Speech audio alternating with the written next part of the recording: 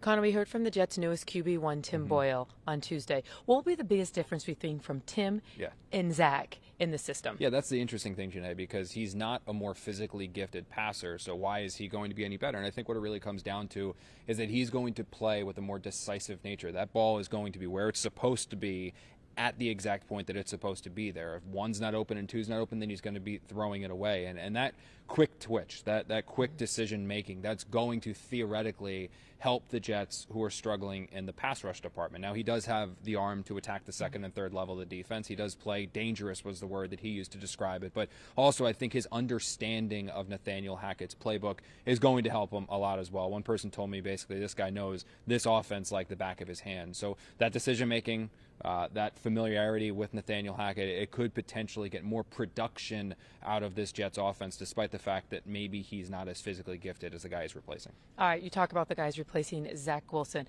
He spoke on Tuesday as well. He seemed to handle this situation with maturity. He was very poised. What did you see, and do you think this was the last time we see Zach Wilson? Yeah, I mean, it's over. I mean, I think barring something completely unforeseen. With the Jets, that is. Yeah, like Tim going down and Trevor Siemian going down. I mean, Zach Wilson's done with this team. He's not going to play for the Jets again, and in the offseason, the Jets are going to look to move him.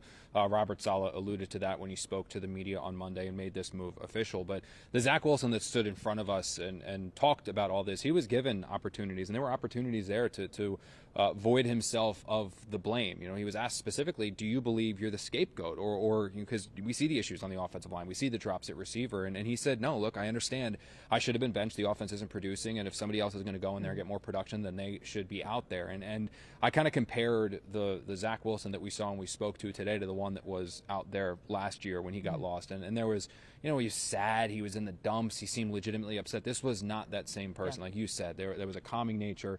There was a poised nature. And I think that could bode well for him as he looks to eventually continue his NFL career elsewhere. All right, Connor, well, good thing you got your jacket on indoors. Yeah, it's cold in here. Yeah, cold. Yeah.